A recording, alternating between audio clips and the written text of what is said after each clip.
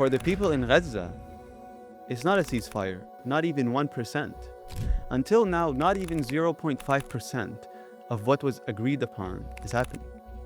So how can we even call it a ceasefire? The Palestinians seize and the Israelis fire.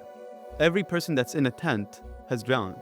And the amount of homes that are actually standing is it's like a handful. I kid you not, there are people that stayed awake for 48 hours. And after that, they slept on their wet mattresses, in their wet clothes, with wet blankets. Life in Gaza is back to normal. That's the biggest lie somebody can believe or allow themselves to believe right now. I would tell you, even though we were living under bombs and knowing that we might be dead any moment, I still felt sort of peace inside. So many times we've seen the US. It's the only country that says no to the veto of stopping the war. When will they be served to the actions they have done? Why do they have to keep speaking about justice, but we never see anything on ground? And I believe the whole world, all the leaders of the world are occupied. They're following their agenda. In order to free Palestine, in order to end oppression and occupation, there's change that needs to happen. We have a blueprint of the life of the Prophet. He gave us a blueprint of how we should live. Assalamu alaikum and welcome to Narrative House podcast. I'm your host Shazia, and today we have Brother Ahmed Kouta with me. Brother Ahmed studied nursing in Gaza and practiced. He's a citizen journalist, and he's also somebody who's a survivor and witness to what's happened there for the last 2 years or so. Assalamu alaikum, Brother Ahmed. Alaikum salam. Brother Ahmed, we see for many months now in Gaza a continuous ongoing war, and it's being described as currently a ceasefire by many governments. People in Gaza, however, are reporting of continuous bombardments and ongoing displacement. From your perspective, how would you describe daily lives for civilians right now? Okay. So, for an outsider, the term ceasefire would seem like the whole war is over, the genocide is done. And to dig a little bit further from that, actually, to see it as somebody in the health field, when you want to seize a wound, the first thing you would do is in the injury site, you bring a clean cloth and you compress the wound so that it stops bleeding, and then you essentially clean it with either clean water or saline. And then when you're at the hospital, or the third step essentially is that you remove any dirt or debris if you can, and then you put a clean, sterile around it so that it doesn't stick, and you promote it for healing. Now, this is not the process when there's a ceasefire in Gaza. As Dr. Rifat Al-Arair said it, the Palestinians seize and the Israelis fire. So it's always the people that are criminals are the ones that turn out to be the victims. And for the people in Gaza, it's not a ceasefire, not even 1%. And the best sentence maybe I can say is that the genocide is not even over. But to sugarcoat it a little bit, the genocide may have ended and plenty of wars have started. If it's physical, mental, psychological, emotional, stressful, so many different wars and factors have started. And going into like a ceasefire, that means people should go back to their homes. That means all the aid should be allowed inside. Let's say the least of it should be the 20-point or 21-point agreement should be followed and it should be implemented. Until now, not even 0.5% of what was agreed upon is happening. So how can we even call it a ceasefire? And every single day I'm reading, and us as Gazans, we fall deeper with the news because our homes, our families, our people, they're the ones that are there. We were there, essentially. We were living through all these miseries and atrocities, and everything you have seen on social media is not even 0.01% of what the reality is, and we lived it all. We lived in the north, in the south, in all the circumstances. And what's happening at the moment right now is not close to a ceasefire because people are not allowed to go back to their homes. Aid is not allowed to go inside. There's a lot of foods and items that are prevented from going inside. Right now, we're in the winter. The first rainfall that went on Gaza, so many people have drowned. Maybe every person that's in a tent has drowned. And the amount of homes that are actually standing is it's like a handful in the whole Gaza Strip. Now, when we talk about ceasefire for people outside, it means like, okay, the war is over, we can go back to our life. And this is where they really want, if they had the power to go in people's brains and like do control delete for the last 2 years, they will do that without hesitation. If they can try and do anything to make people forget what they've seen, they'll do that. And this is what has become the new norm of people normalizing what's happening. Every single day, there's people that are dying right now in Gaza. 2 days ago, I believe the WHO have confirmed 900 deaths in Gaza for people that need medical evacuations. If there was a ceasefire, aren't the borders supposed to open? NGOs, international journalists, international doctors, international teams, equipment to remove the rubble. Where does that fall under ceasefire? Where does continuous bombing and quadcopter shooting and occupying the majority of Gaza Strip still, where does that fall under ceasefire?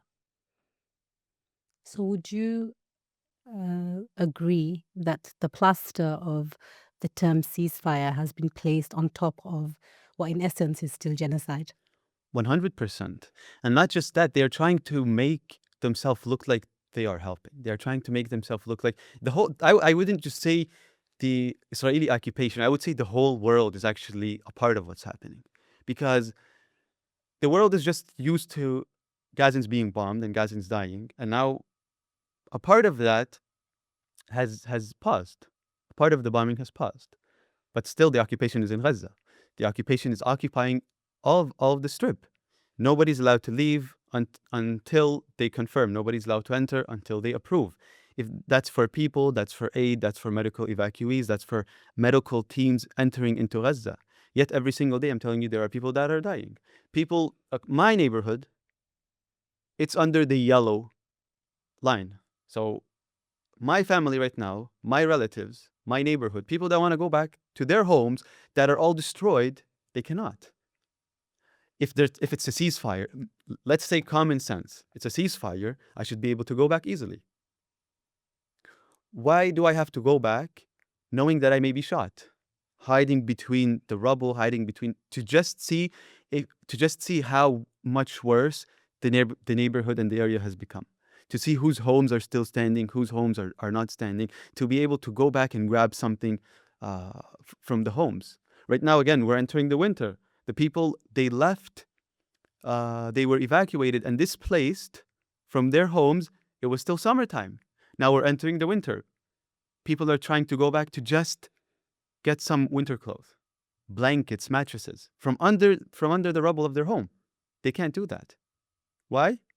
Because there is no ceasefire. People think that there's a ceasefire, but if there's a ceasefire, I should be going freely back to my area. So I would definitely say ceasefire is just a word to hide. To blanket. Yeah, to hide the genocide that's still happening. So what would you say are the most significant changes in Gaza's living conditions compared to early October, at the beginning of this genocide, to now? Okay, so people need to understand this in a different way. Before 7th of October, Gaza was still not living like the outside world. Yesterday, I was with a friend. He's 40 years old. I met him recently. He's from Gaza, and he was able to evacuate because he won an award of photography that told a story during the famine with the miseries that it's happening in Gaza. And how was he able to leave Gaza from his whole life? He's essentially living in Gaza because his work, his job, his family and everything. But when he wants to leave Gaza, the way that he was able to leave it wasn't as easy because he had to reach a certain point for him to be able to leave. And when he left, he started like seeing the outside world. He started seeing places that are beautiful, places that are nice, places that are not being bombed, places that are not occupied. He can walk and drive for hours without being stopped because there's an occupation or because there's borders that he's not allowed to leave in. So Gaza before the 6th of October or the 7th of October, it was an open air prison. The last couple years, it was slightly getting better, but in a way or other, people were getting used to that life. Comparing it to after the 7th of October, you can say what was before the 7th of October was like heaven compared to what people are living in even after the ceasefire. And going back to my friend, he was like, I feel more oppression being outside, seeing the whole world living in freedom or like doing whatever they want, having beautiful places. Even though in Gaza we had beautiful places because we made it beautiful. Our souls, our spirit, our culture, that's what really made the place beautiful. And that's where not just where we belong, but it's also where we want to be. I've been to so many nice places. I've been to so many different countries. And in fact, I was almost like, I could say born and raised in Canada. We would go to Gaza to visit every couple of years. And I always felt like that was home. That was the place I would want to retire. I would want to like start a business. I want to be there. It's close to it. Everything felt warm over there, even though we had escalations every couple months, even though there were wars every here and then. It's not. It's a place with all this oppression and occupation. It still feels like your home, your place, the place that you feel most welcome in.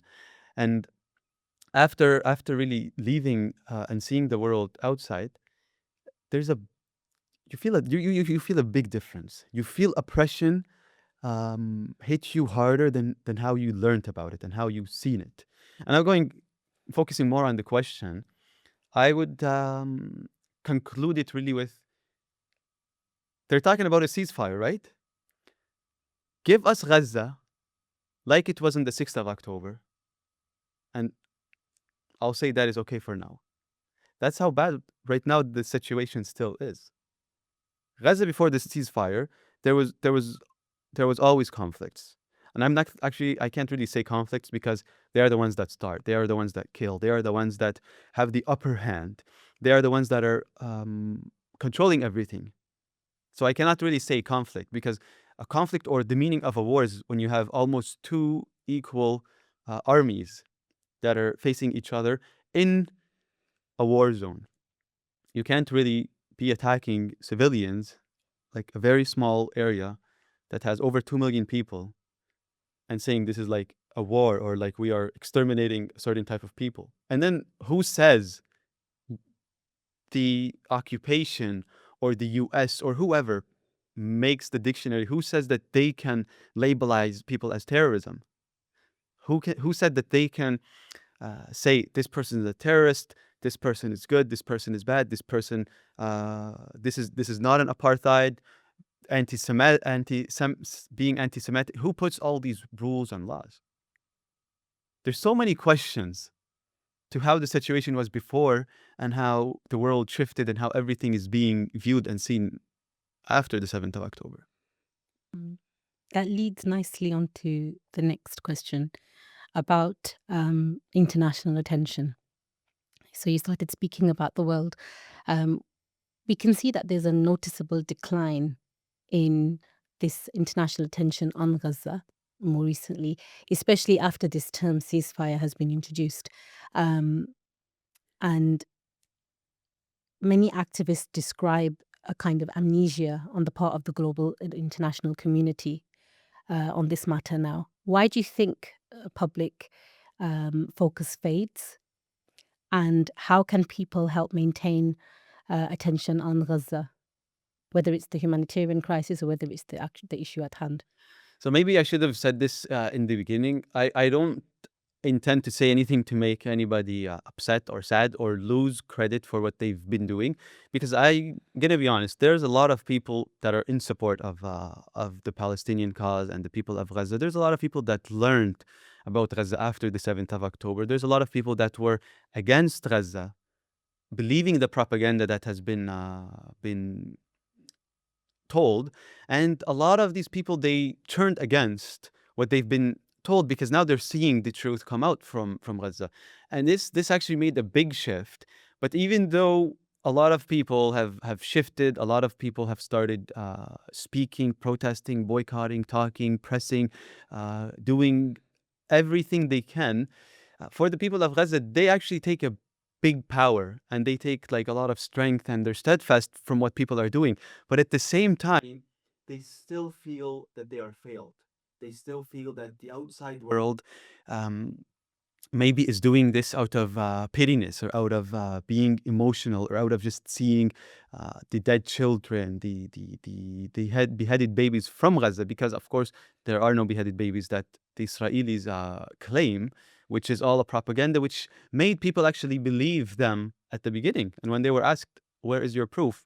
there was no proof. They would always show like, "Yeah, we have proof, we have proof," but eventually there's nothing that shows. In fact, at the beginning, they were using AI photos showing brutality that was happening in Israel, and it was so easy to see AI photo that it was AI photos, and it was so easy for the world to start seeing the truth because there's nothing coming from Israeli side, whereas from the Palestinian side, you can see whatever you've been seeing in the last 2 years on social media, and that's why they are so afraid of what's being shared. But now going to more of to the core of the question and saying the humanitarian organizations and everything. In my personal belief, whatever they have done, I would say is just too little to what the people of Gaza have faced. It's I want to say it's enough. I want to lie to myself saying that yes, they are with us. Yes, they are supporting us. But you still get a feeling um, that what's being done. I know this might like be upsetting to people, but it still feels like it's not enough because being you don't get to choose where you're born, and the place where people of Gaza are born or the people of Palestine, it just means that they are going to be born in a war zone. They are going to be born in a red open air prison that they can die anytime. And we've seen so many babies, so many children. In fact, there was an elder man. He was born in a tent in the 1948 uh, genocide when they started this conflict. And I'm going to say 1948 genocide because it's a genocide from day one.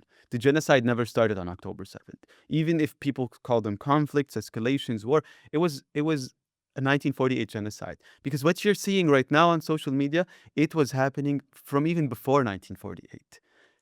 One of them, he was born in a tent, and in the war in Gaza, he died in a tent. That sums up the life of the Palestinians. From a tent to a tent, you're born in a war, in a genocide, in between death, and you're dying in this same situation. What's in between? Did you see a nice day? Were you able to build your home? Were you able to make a family? Were you able to achieve your dreams? Were you able to do any of the ambitions you had?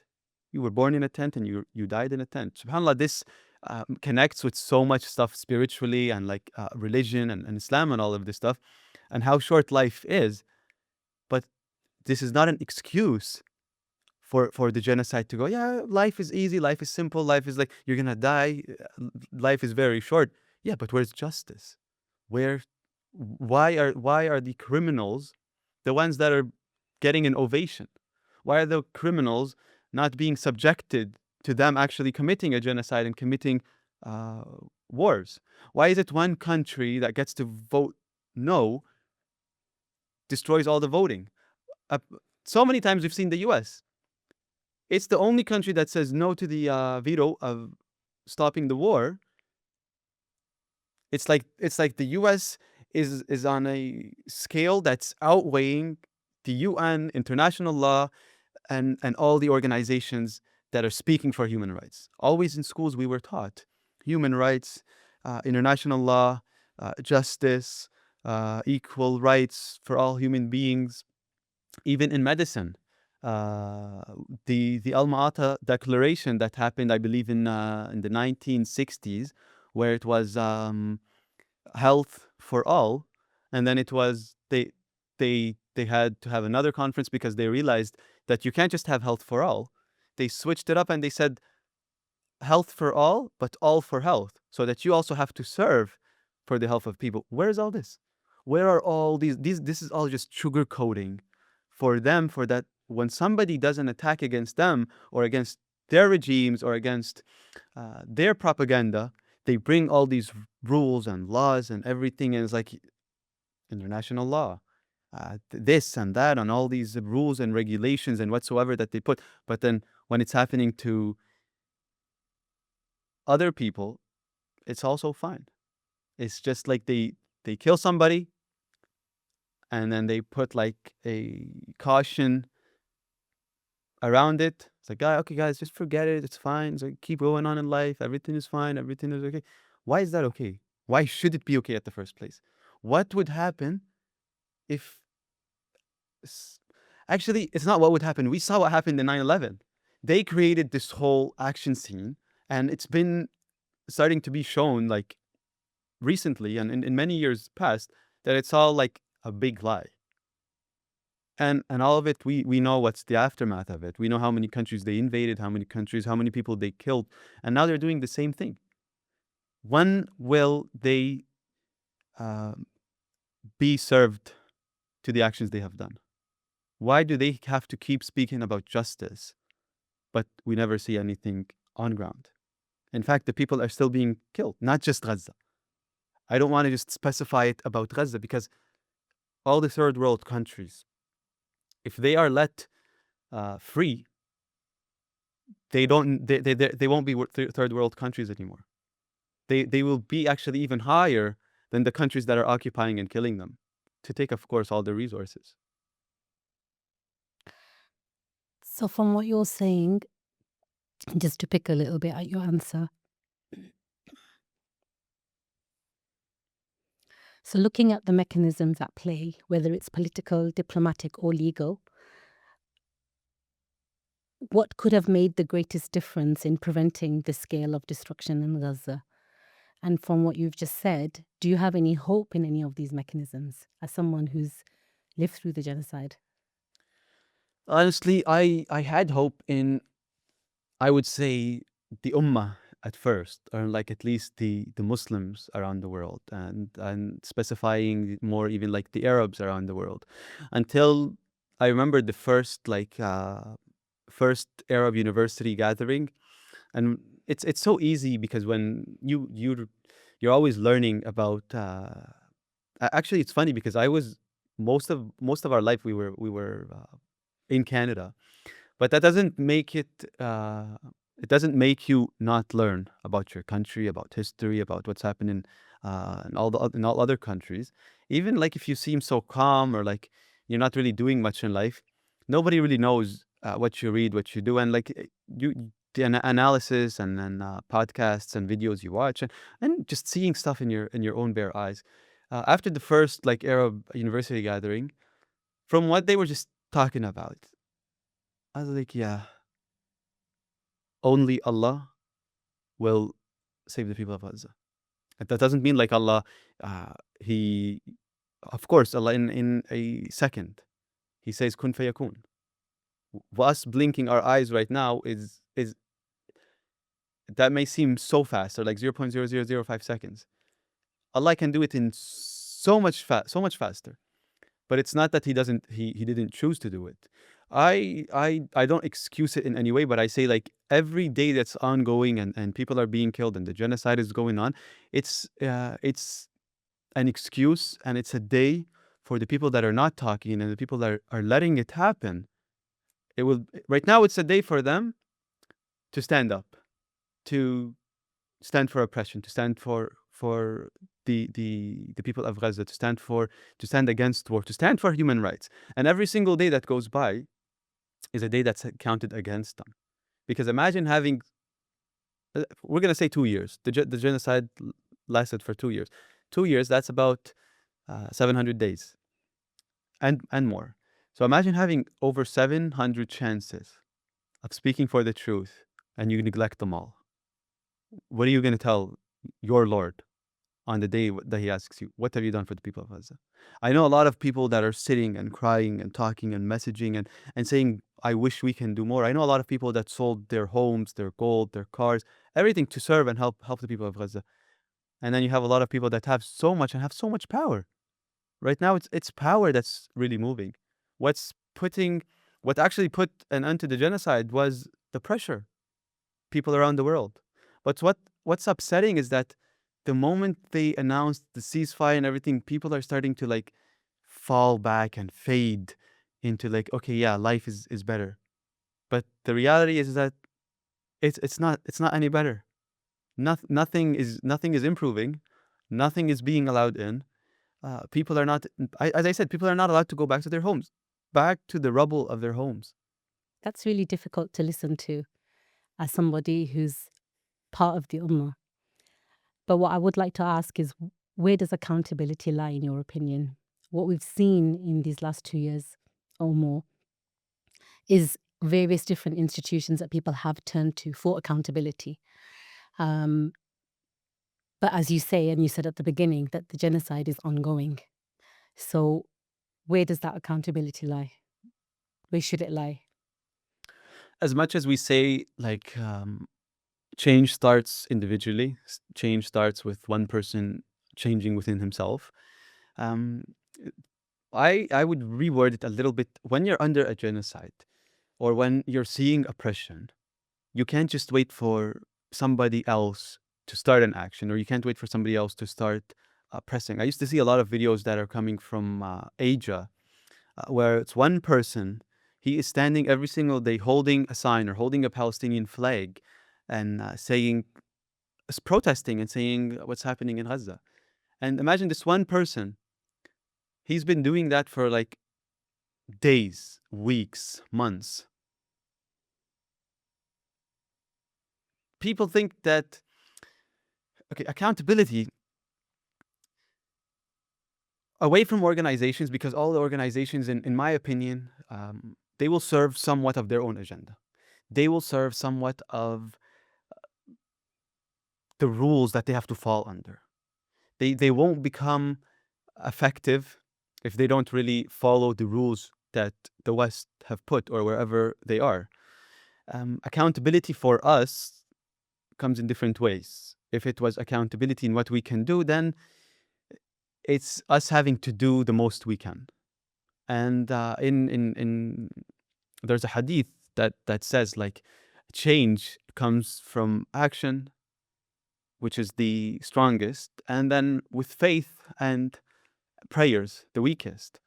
Our accountabilities right now, it's almost at the weakest. The ummah's accountability, like, people are, we're praying for you, we're praying for you, we're praying for you, okay. Prayer, of course, it's good. Dua, of course, it's always needed. But it's not just like, you can't just sit there and say, oh Allah, give me $1 million. Oh Allah, make me become rich. You have to strive for it.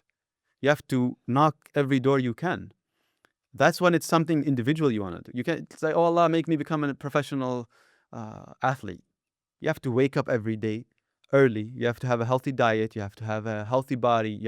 There's so much stuff you have to work on to become what you want to be. And in order to free Palestine, in order to end oppression and occupation, there's change that needs to happen. None of us are following that change. We're all just like very emotional. We post on social media. And in fact, actually, I have a feeling like, as much as it's good and powerful, they like it. The occupation really likes, okay, you guys are angry, you're mad. Put all your anger on social media. It's fine. It's a tool. We remove what we want. We ban what we want. We censorship. We censor what we want. Because if people put this anger in real life, what can they do? A whole revolutionary. They can make armies out of individuals just fighting for freedom. They can stop the whole countries. They can cut down all the financials in all around the world. We've seen how strong the boycott movement was. But this is what people see, the accountability. Yeah, I boycotted. I've done my part. I donated. I've done my part. This is not your part. You are enforced to actually be doing this. You are enforced to do this. A lot of people, they're like, I don't want to generalize people, but I'll specify, because I don't want anybody to, it's really hard for Gazans and Palestinians to account or like talk about somebody in specific, because you want everybody with you. And this never happens, because when something is happening in Lebanon and you talk about Lebanon, a certain people are upset about it. When something is happening in Pakistan, you talk about it. Certain people against you are upset about it. When something is happening in any place in the world and you talk about it, you find people that are against it. So you, as a Palestinian and a Gazan, you don't want to become neutral, but you're trying to like bring people towards you to be able to actually inform them more of what's happening. But it's not just there are some people that come and say, this is what I'm specifying, we helped you guys, we gave you guys what we can, we sent you guys aid. You're enforced on this. This is not a choice. This is not something. It's like, oh, he needs help, here, I'll give him some money. People of Gaza, they are the most people that have dignity. The most people, if you fall back in history, you'll see that the people of Palestine and the people of Gaza, they were always givers. There's so many stories about how much they give, what they do. And right now, they are giving the most important thing. They're giving their souls, their blood, their homes, their life, everything you can think of. They're giving their children. What's the most important thing for you in life? Maybe your children. People that are not married, they don't have their children, their life. People of Gaza, they've given their life. You're coming and saying, oh, we gave you aid. And at the very beginning, when they gave aid, it's like they gave us shrouds. They gave us, yallah, here, just die silently. There's a big accountability on them. And they're all going to be asked. They're all going to be asked, what have you done?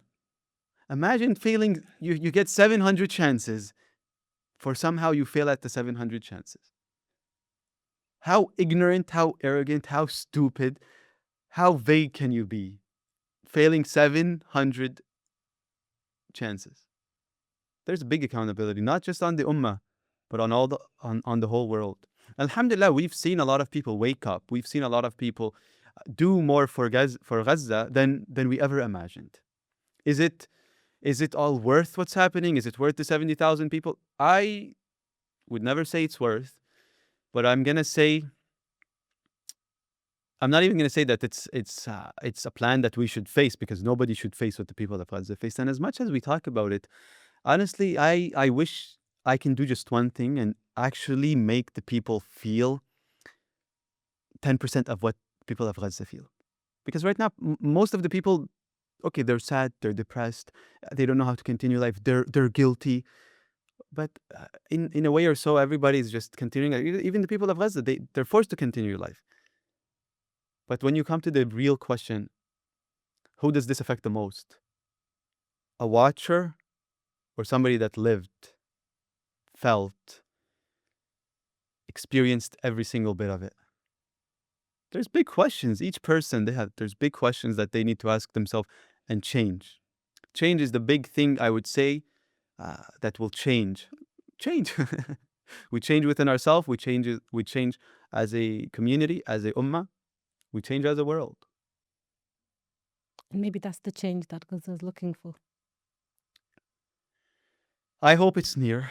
I hope the world really changes, not just a protest here, a protest there, being angry here. Whenever I'm angry, I just put a post on social media. I mean, we're all very limited and entitled to what we can do, but it's because that's what we are making ourselves believe. The most we can do is a protest. And we've seen what's been happening in Europe, in America, in the Western society. There is a change that's happening, and this is what is actually Trump talked about. This saying, before, when you say a bad word about against Israel, your career is over. And now when you say a good word against Israel, your career is over. So this is part of the change that's happening. It's, of course, a good thing, but did this change have to come for this amount of blood, for this amount of people that have lost everything? Leads me on to things that we see. We see mass atrocities in places like Sudan, something that's being spoken about recently.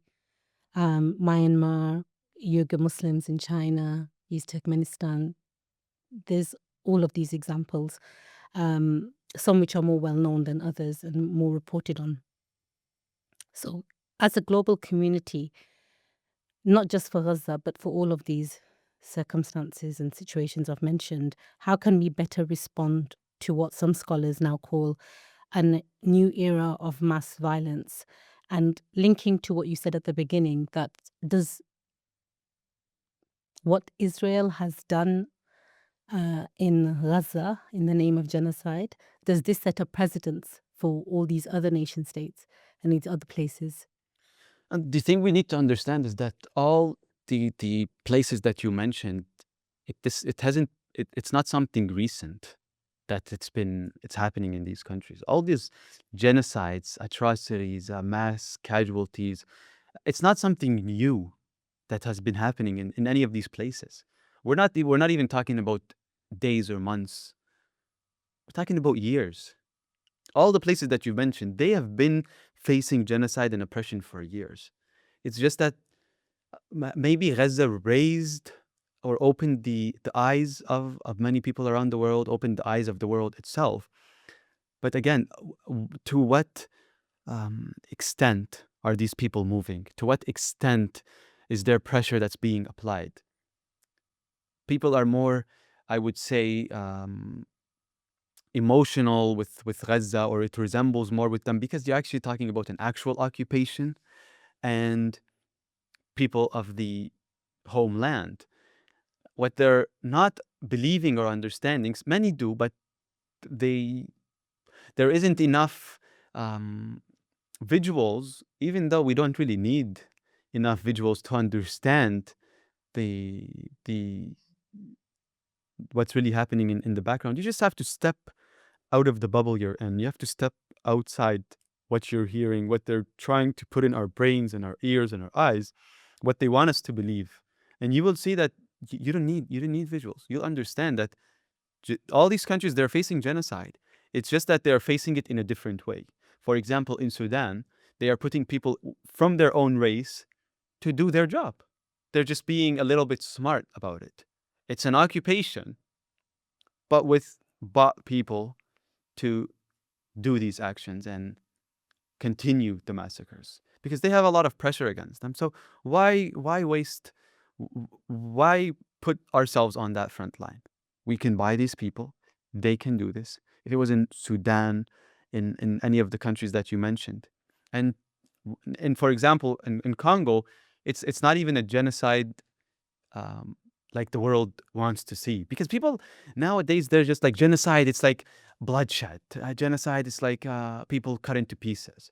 The more they've seen from Gaza makes them set the limits down. Like, okay, what's happening in Congo? It's that people are digging mines, and it's like child labor and this and that. But it's way more than that. Number one, their resources are being stolen. Number two, they are being enslaved in doing this. This is a genocide in a different way. In Sudan, same thing. But in Sudan, we've seen the torture, we've seen the bloodshed, and it's very minimal because there is no actual footage. It's not like Gaza. Gaza, as much as it's occupied, but it's free. How many journalists have died in Gaza? So many, around 240, maybe more than 240 journalists. Doing what? Trying to show the world what's happening. In any of these countries, the moment a citizen or somebody that's living in that country or place does a footage, you'll never see them again. That's how there's a difference of occupation. The occupation in Gaza, 100% clear. The occupation in the other worlds, they're occupied in different ways. They're not just, it doesn't have to be like a border. They're occupied in different ways. They're not allowed to do anything. It doesn't show the world. The world, they like to see visuals. That's what maybe got them emotional with the people of Gaza. And that's what made them emotional at the beginning against what happened on 7th of October. But again, all of that was propaganda. They put so much spices. And what did they do to the people of Gaza? They just made it like a green light for them to exterminate the people, to exterminate the city, to drive people mentally unstable, to put them in so much stress, to just make them become ill and want to hate being in Gaza. But subhanAllah, the people of Gaza, as much as they want to leave and start a new life and have freedom, as much as they are so steadfast, and even after they leave, you tell them, what's the best place? They'll tell you, we will only feel home in Gaza. So what are the biggest challenges now for the people in Gaza in terms of there's the humanitarian crisis you mentioned, the rain and the tents, that's something that's recently been spoken about. What are the things on the ground, so to speak? Because not as much information is coming out of Gaza, partially maybe due to so many of the journalists being targeted. So if you were to talk about the main challenges now that the people in Gaza have, what would they be? Okay. The main challenges, it's best Agazin talks about this, so it's good I'll talk about this. Anything that you can think of in your normal daily routine is a challenge for the people of Gaza. Let's break that down. People that cannot go back to their homes, people that don't even have homes, they are forced to live in a tent. A tent that has been living with them for 2 years. Tarps that are ripped. Entering the winter, they are soaked. They cannot even protect themselves from rain. Rain that's supposed to be beautiful everywhere. It's a nightmare for them. It's something like, we always prayed that we want rain. Now they pray we don't want rain. We don't want winter. So many people loved winter in Gaza. And yeah, so many people loved winter. They loved the vibes and everything. It was a gathering. Now winter is a nightmare. Now winter, it's like, oh my God, there's so much disaster coming after. There's so much aftermath. There was a rainstorm 2 days ago. I kid you not. There are people that stayed awake for 48 hours. And after that, they slept on their wet mattresses, in their wet clothes, with wet blankets. Why? Because they don't have any place to go. That's as simple as trying to just sleep and find shelter. Now let's talk about the medical situation. As I mentioned before, 900 people died because they were not able to get medical evacuation. There's about, I think, 16,000 maybe to 20,000 medical evacuees in Gaza that need they need medical evacuations. So they need treatment outside of Gaza because all the hospitals are bombed. The equipment is not enough. The equipment, it's been overused. A lot of it has been destroyed and burnt when the occupations entered the hospitals and destroyed them, which makes it so much harder for people to get treated. It's like first aid treatment. It's so hard for them to get first aid treatment. Now let's go on to the people that have been, for example, injured or amputated. The term ceasefire, the world is all back. Gaza is living freely. Gaza is living happily. Gaza is living. Life in Gaza is back to normal. That's the biggest lie somebody can believe or allow themselves to believe right now. Somebody that's amputated. Okay, I'll bring it to you in a way. This neighborhood, let's say, for example, this line has 10 homes. You enter the first home.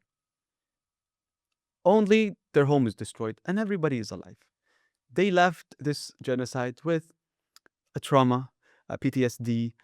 Okay, they lost their home, they lost their money, they lost their financial income, they lost all of that. This person, if it was anybody around the world, they would become depressed. They would have like all the news talking about, look what happened to so and so. In Gaza, this person, he is like king. Actually, the more king is that person is a person that still has like partial of his home still there. At least he can sleep under like a ceiling that does not have rain falling into it or not soaked. That's like the king in Gaza right now. He has partial of his home still up or not destroyed. Now you enter the second home. They have a martyr and they're sad that they lost it. When we talk about a number, the world tends to seem like, oh my, it's a number. It's a number. Okay, 1 from 2 million, 100,000 from 2 million, 100,000 from 2 million. It's baby food, tiny bits. That's not even like what percentage is that out of a population? It's fine. Each person is a story. Each person is so valuable and worthy to their family. Imagine this one person. To the people hearing me, imagine you thinking or them driving in your brain that just baby food. The people that died, tiny bits. Imagine this person that died is your dad, is your mom, is your sister, is your brother, is your wife, is your daughter, is your son, is your relative, is your best friend, is somebody that you woke up every single day. The world, they were getting emotional when a big journalist dies. Why? They, oh my God, he's like family. We were tied with him. He's the one that made us, for example, do a certain act. He made us change. He made us. Every person that is being killed in Gaza is like this to their family. The second home, we said they have one martyr. You go to the third home. They have a couple martyrs, 2-3 martyrs, and a couple injured. Not like a normal injury. An injury, let's say, like an amputation. An amputation. It's like do a challenge with yourself and imagine like you don't have an arm for 12 hours. See how hard it's going to be. You had it, but like just imagine it's you tie it and you cut it. How hard is it going to be? You are seeing people amputated. They are not born amputated. It's a man-made crime. They have become amputated due to being bombed. Now they have to find a way in life to live with one hand. This person, still okay. Alhamdulillah. I'm not saying okay as in he's good. Compared to the other miseries around, he lost one hand. Or he's been injured and they were able to like put platin and like fix him up and be fine. Internally, he's not fine. Imagine you living like a bomb that's falling on you. Each time you hear like a firework, you're gonna feel so afraid. Each time you hear like a plane going over you, you're gonna, what's happening? Still, we're gonna say he's in a fine state. He has his 2 legs. He has another arm he can use. Let's say somebody, and this is so many people, they lost both arms.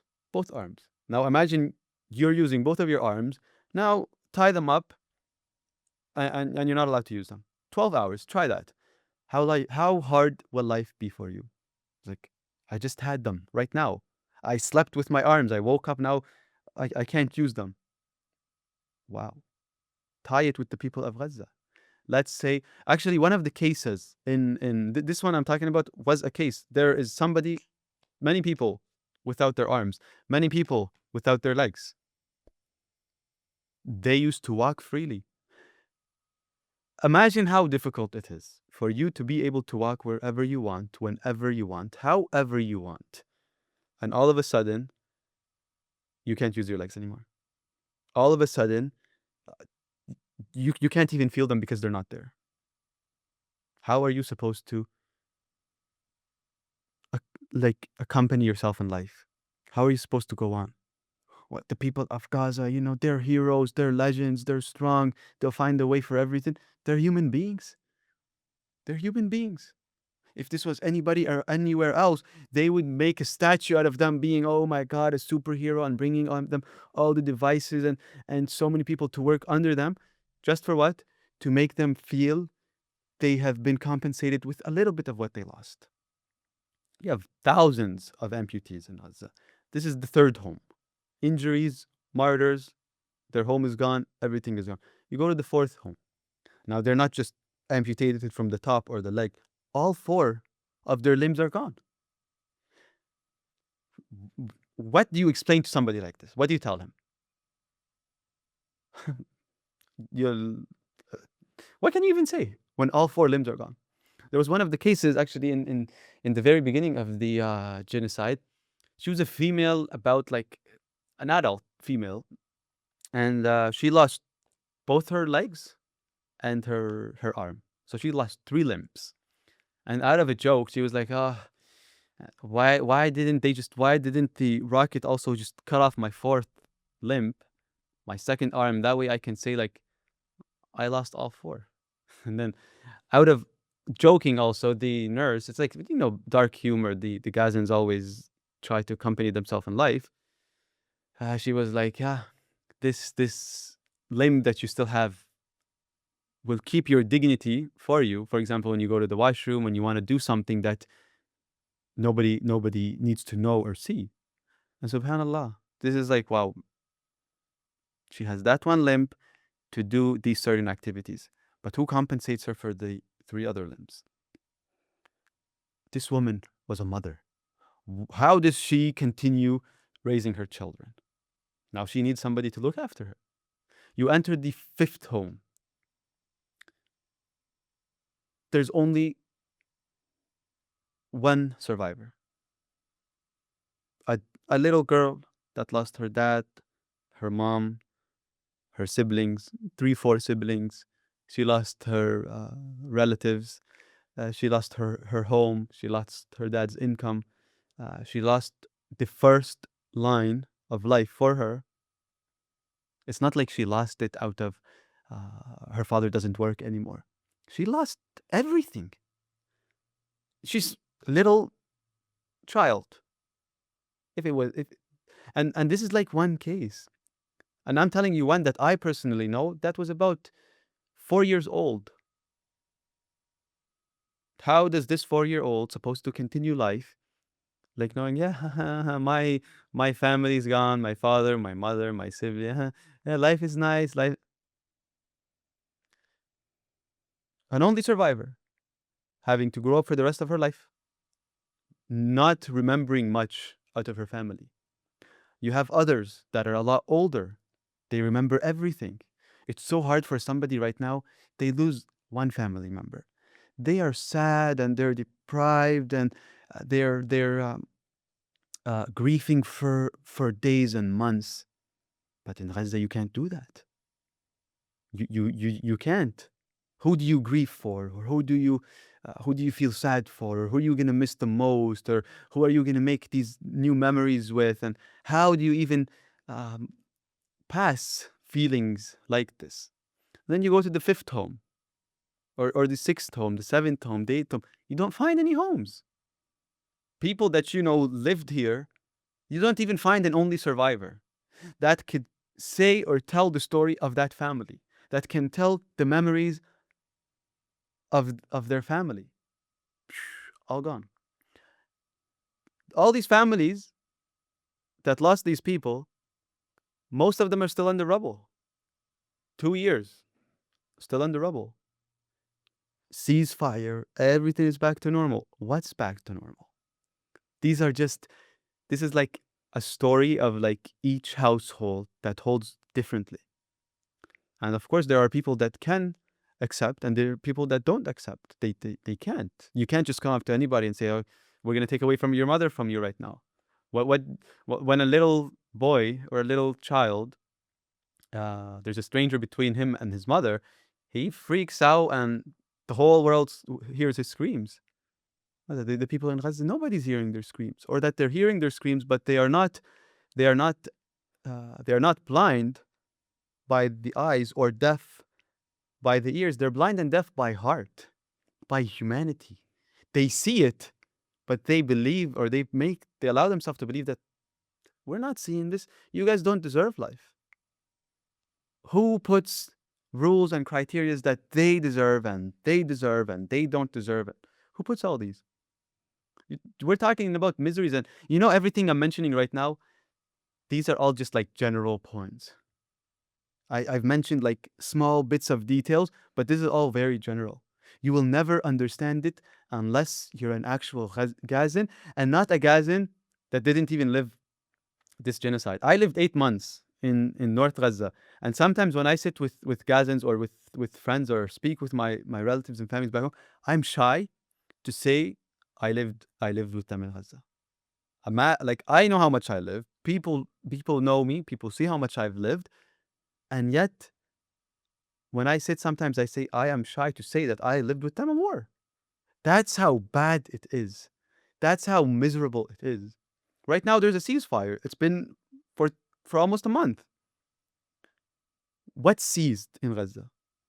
What is promoting the people of Gaza that life is back to normal? How there's nothing really that makes sense for a normal human brain to believe that the genocide actually ended or the ceasefire is in place and the people are fine. Every single point that you can think of, every single thing you do in your normal daily life is a mission. It's a misery for the people of Gaza. Like, people right now, imagine after a storm, you're not allowed to go back to your home. After a storm, you're not allowed to go back to your home. Okay, like, there's a storm, the home is flooded. Now the storm is over. You can go back to see the home. In Gaza, you can't. Ceasefire, but you can't go home. You can't go check what's still standing, what's not, what you can get out, what you can't. Food, water, medication, uh, normal life, everything is a mission. Everything is a misery for the people living there. But if you come and ask people, like, hardcore, would you want to leave or stay? A lot of people, of course, they're gonna say they want to leave, but the majority of people, what are we gonna leave out for? A fake world that couldn't stop a genocide? A fake world that saw us die and didn't implement anything? Not easy to mention, not easy to say, not easy to bring all the details and talk about them. But yeah, when you talk about like what's the reality right now over there, the only way you'll understand the reality is that if you're able to go and live in Gaza for one day. Do all the routines that the people of Gaza do. Stand in line for hours. Stand in line for hours for water, for washroom, for tekiya, which is like a pot of food, for getting a box of cans. Anything you do is a misery for the people of Gaza. With all of that, they have to keep going. And if you're gonna ask me what gives you strength, number one, of course, it's Allah. Number two, you are forced to find strength. Because if you're gonna be a plug, now imagine what I mentioned in these 9 homes, for example, 9 different cases. Imagine you're one of them. And this happened to, like, all these 9 cases happened to us in different times. It happened to every household where they lost somebody, they lost their home, they were injured, they didn't find food, they didn't find a place to sleep. Like, there were times we slept in places where there was sewage, in places where there was like 30 by 30 centimeters, like 30 centimeters is the only, like, you're just parking lots of people sleeping right beside each other. You don't have any freedom even in your sleep. Living all of that, mentally you're supposed to be like, okay, I need a break. Now I lived something bad. I need to, like, find strength. With everything that's happening, you are forced to find strength, not for yourself, but for the people around you. Not for yourself, but for the people that need help. As a medical, uh, as a medic healthcare worker, as a nurse, after we were done from the hospital, because the hospital was occupied and there was no service in the hospital for a good while. People in the homes, they need services. You, somebody that can deliver the service. There were times I would go from like 10 a.m.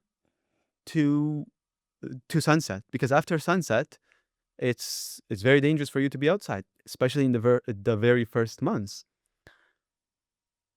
You had to give care, even though you're looking to find life, you're looking to find essentials to continue living in a genocide and find strength. You're there delivering. You find strength because you cannot become another useless plug in you cannot become a useless socket in the wall. You're a socket and people need energy. When you have a charger and you put it in the wall to get energy and electricity, you're useless. You're just another burden. You cannot become a burden on the people that are seeking energy and seeking strength in you. You have to find a way to get strength. Any type of way. It doesn't matter how. You need to find strength. Because your strength is what is given to the people around you. And the people are like, if each person in Gaza has just sat beside the wall, crying, depressed, sad, how are they gonna eat? How are they gonna find a place to find a new displacement? How are they gonna be able to share what's happening? How are they gonna be able to document? How are they gonna be able to serve people? And that's how you see the people of Gaza. They're all steadfast. They all share energy and strength within each other. And of course, the outside world, seeing the protests, seeing people talk to you, seeing people like care about you, sending you messages, and it's also like a big boost and push of strength that they gave us. But first and foremost, our strength comes from our faith, from our love to our land and our steadfastness, and of course the miracles Allah drives and puts into our heart. Like Gaza is, I don't think anybody would want to enter Gaza in the situation it was, but there were still people entering. But if you ask me how I was there compared to how I was outside, I would tell you, even though we were living under bombs and knowing that we might be dead any moment, I still felt a sort of peace inside. Peace. I'm being protected. There was sakina. There was like inner peace inside. The moment I left Gaza, every single day you feel like your heart is just being crunched. You feel like it's wow. Even though I lived outside, but after facing and experiencing a genocide, it's never the same. You will never view life the same. And with me always leaving and traveling, there's nothing more worthy fighting for or investing in than investing in the actions and deeds that will come with you into your grave. Because that the good deeds and good actions and things you fight for humanity and for the people and doing good for yourself is the only thing that will lighten your grave. Because we're really not in this world for so long. So to conclude this point, it'd be fair to say that there's no rehabilitation, there's no psychological help, there's no aid. Nothing has really actually changed on the ground except the name shifting from ceasefire, from genocide to ceasefire. Essentially, I would say so. And I would say the situation, if it stays like this, like people are still suffering, people every single day that are not able to get their medical evacuations, that are not to get medical treatment inside of Gaza, they're not being able to find like a waterproof tent, the least of the least, proper food. Yeah, of course. It's just a genocide that is sugar coated with a ceasefire that they want the world to forget what happened. And would it be fair also to say, and to conclude on this point, to say that the occupation existed prior to October the 7th and the occupation still exists today? 100% the occupation existed way before October 7th. As I told you, it's a genocide from 1948. It's not a genocide from the 7th of October. So 100% the occupation is there. And as long as the occupation is there will never be a ceasefire. This is what the world needs to understand. You can't just sugarcoat what's happening. Like we're way too deep in reality right now. We're way too deep in a world that is falling for the lies of ceasefire and international laws and whatsoever. And if that was ever true, then we would have seen justice being served. So you've spoken before about the occupation being beyond Gaza. Can you explain what you mean by that? And why do you think the surrounding Muslim countries have been unable to prevent the genocide? Long story short, not every place needs to be occupied with weapons. Gaza is a place that was, as much as it was, even as much as it was occupied, it was still free. And this is something we used to always say. Like Gaza is it's the biggest open air prison, but it's the only place that actually has freedom inside it. From what you can do, what you could talk about against the occupation and what's happening and the life and showing everything. However, there are many places that they don't need to be occupied by weapon. They don't need to be occupied by air force. They are politically they're occupied. Politically they are leader wise they're occupied. So why occupy them with weapon and waste um, army and weaponry and people if we could simply occupy their brains? As simple as occupying their brains, we occupied them.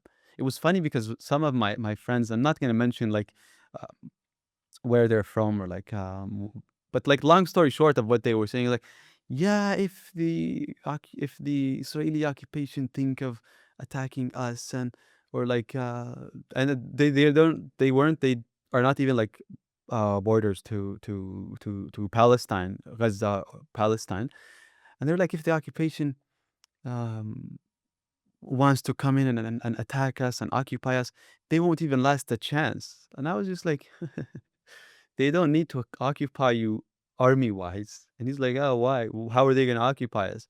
I'm like, because you guys are already occupied mentally. You're doing what they want. You're following their agenda. That's why they don't need to occupy you with weapons and military. Simply, you're occupied. And I believe the whole world, all the leaders of the world are occupied. They're following their agenda.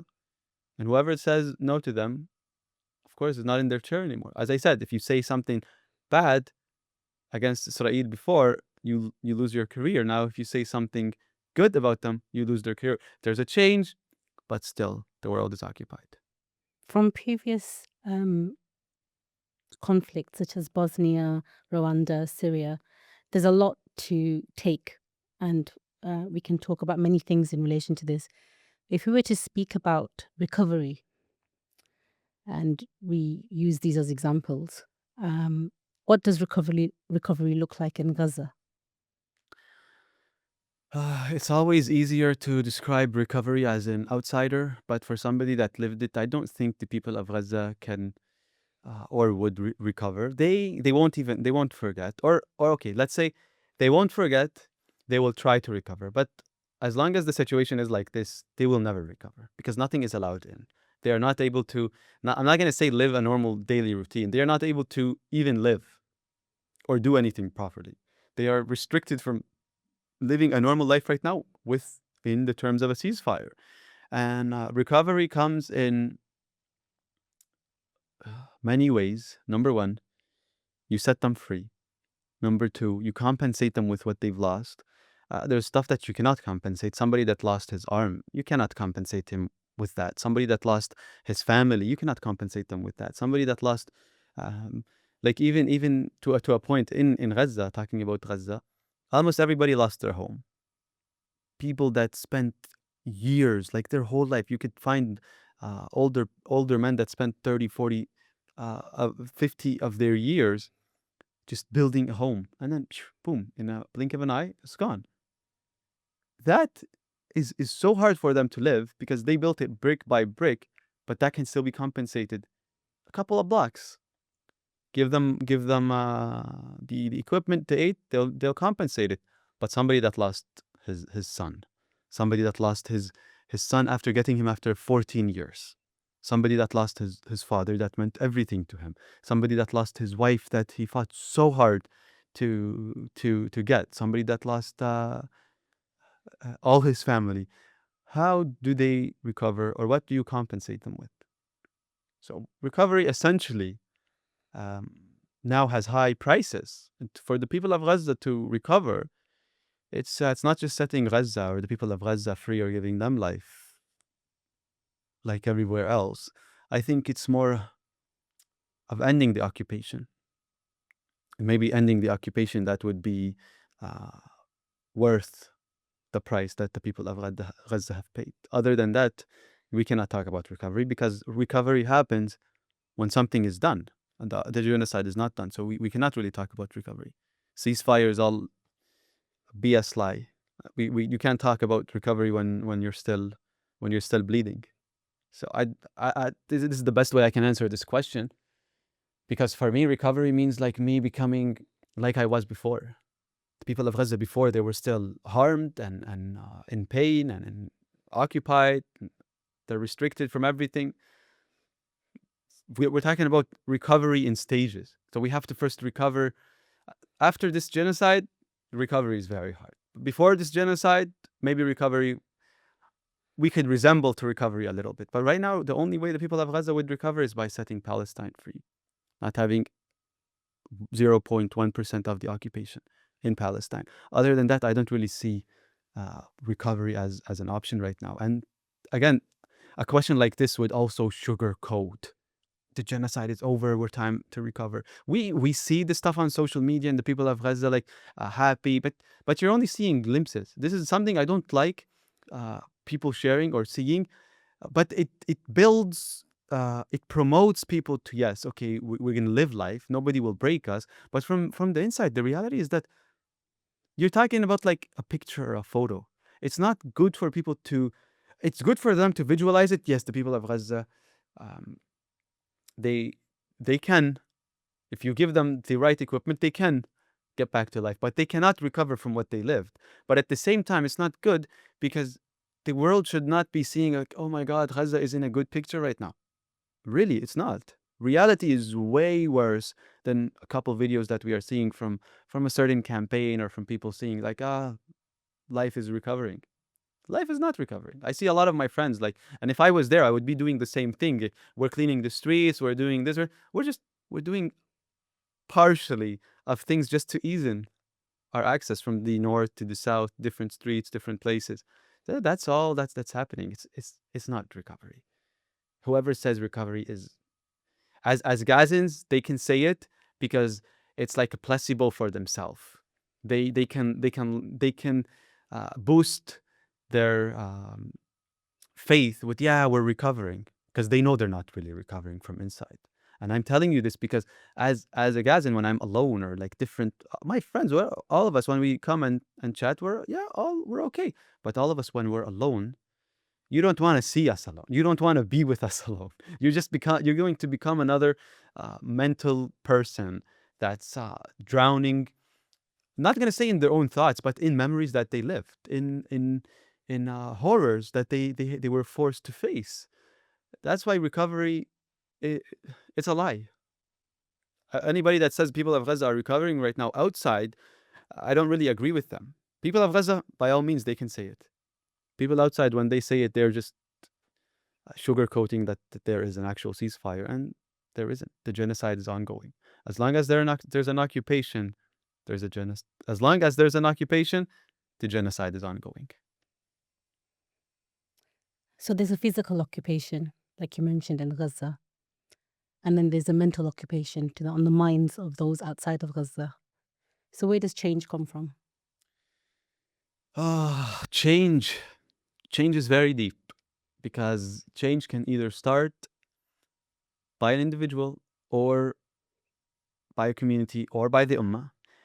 Speaking by the ummah, it's so simple. Speaking by even the community and the individual, as hard as we think it is, we don't think it's hard. It's not hard. The West wants us to believe that it's hard, but it's crystal clear.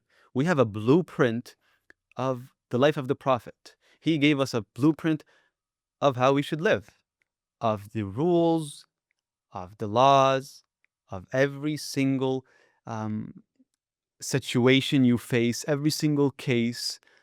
There's a blueprint for it, rules that are set. If we follow these simply, there's change automatically. And like this blueprint is not just for the ummah, like the Muslims. This blueprint is worldwide. You don't have to be a Muslim to use this blueprint.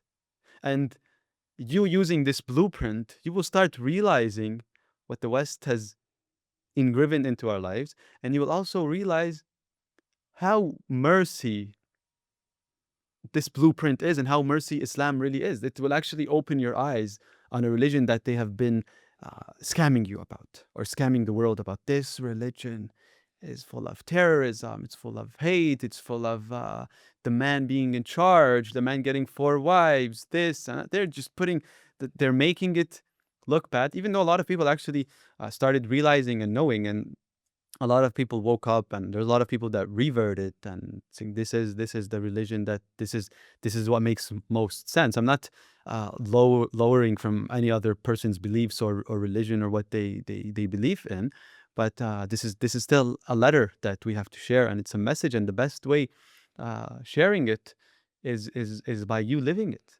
The blueprint the Prophet has left for us is the actual change. If we follow this blueprint, you have change automatically. We don't have to, like, the world sees a problem, right? There is a solution for it. This solution is actually following this blueprint, but they want us to believe and understand, like, oh, we have a problem. How do we fix this problem? We have to make a big conference, and we have to bring X and Y and Z, and this guy is professional in this, and this guy is professional in this, and this guy talks about that. These are the people that will bring up solutions for change. They want that because they like us to believe, and they want us to believe this is the change. It comes from them. different thoughts that they want to drive in us. Yeah. But the change, it's a blueprint that's over there.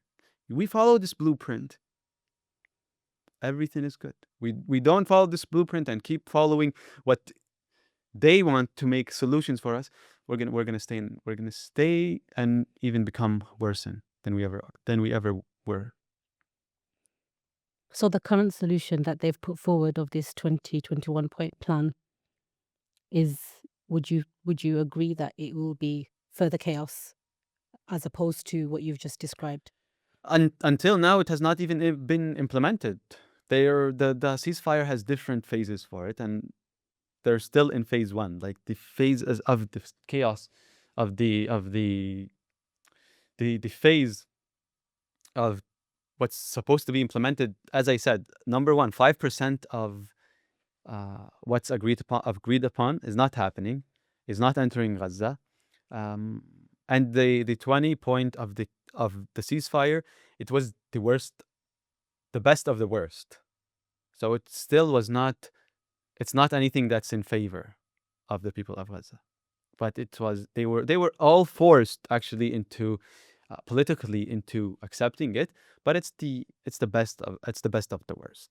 I don't think, and actually we cannot really even assume what's gonna happen, because in the first ceasefire we thought it's gonna last, and we were happy and everything. Like, as I told you, there's a ceasefire when the occupation ends. As long as there's an occupation, talking about a ceasefire, we're just binging ourselves. That is exactly what they're doing. They're binging everybody into, you watched what's happening, binge, ceasefire, binge, ceasefire.